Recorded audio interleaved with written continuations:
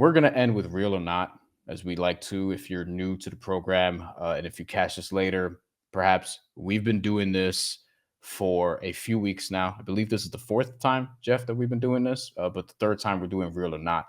Real or not is basically we pick a few talking points. We're going to do three today. We're going to hit three in terms of, what's real and what's not in the land of the Knicks. And we've talked about potentially Ariel Hawk Purdy's playing time increasing, or is he going to overtake Jericho Sims' role? It's not something we're going to touch today necessarily because we just did that, but real or not, let's get into it. Jeff, what is the first one we have on real or not today that we're going to get into?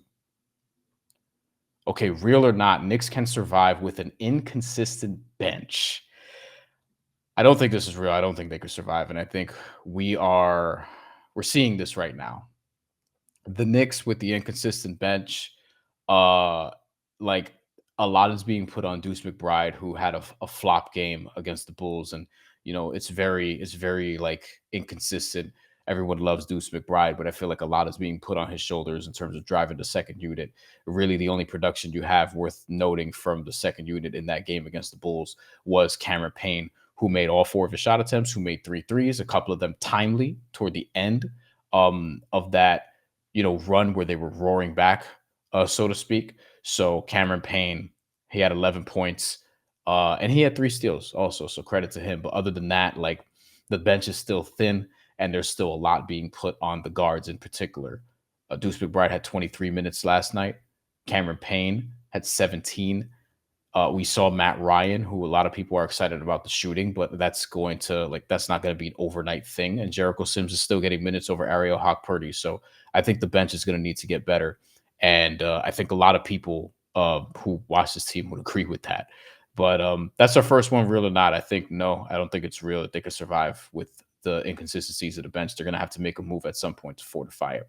All right, next on real or not, we have Karl-Anthony Towns will continue to have a career year offensively. So I mentioned this early on. Karl-Anthony Towns, ridiculous offense so far, shooting north of 50% from three, shooting about 54% from the field, 82 free throws. The points are at over 26. The rebounds are at over 12.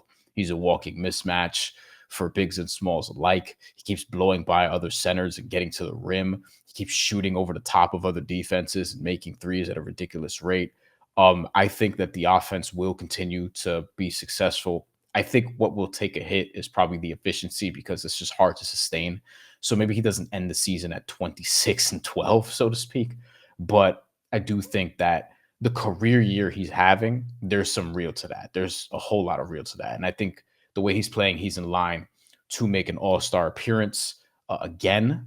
And, he's been an all-star multiple times in his career already. So that's not terribly surprising. But I think Knicks fans and Knicks observers will sign for the offensive output that Karl-Anthony Towns has had. I would just caution that it's going to continue at the same efficiency. But I do think he's going to continue to have a great offensive season. All right, last one, and then we'll get up out of here. Might watch some Eagles and Commanders or something after this. Okay, Knicks will lose, real or not. Knicks will lose one or both games against the Nets. I think they'll definitely win at least one of them.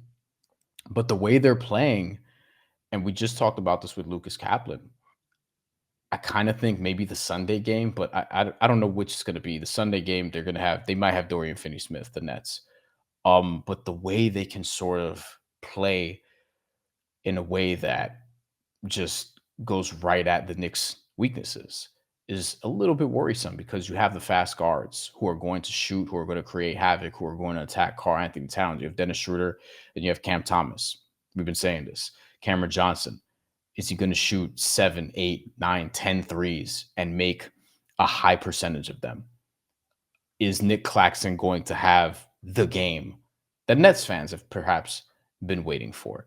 And then you have the fact that Karl-Anthony Towns, who we just talked about, like maybe he plays, but he is questionable with a left knee contusion for that first game on Friday, right, Jeff? So Karl-Anthony Towns questionable. As somebody who's had knee contusions, not fun. You don't really want to move them like that. It takes a few days to get over it. Now they have different levels of treatment in the NBA, but at the same time, like if they don't have Karl-Anthony Towns, then it'll be interesting to see how the Knicks navigate that one.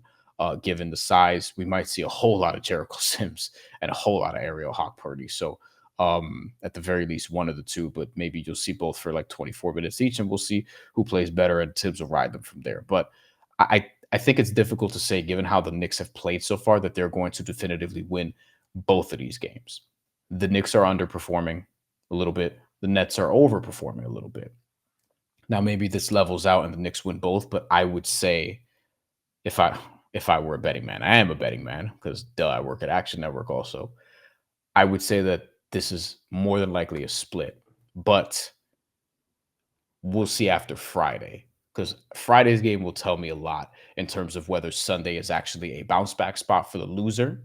If the Nets win on Friday, I'm definitely backing the Knicks to win on Sunday. In the reverse, it kind of depends how. If the Knicks just smash them, maybe Sunday's closer. If the Knicks just survive, maybe the Nets get hot on Sunday. There's a lot of different ways this can go, but I'd be a little bit surprised to see the Knicks just win both, especially if it's in a dominant fashion. I think if they do win both, at least one of those games is very close.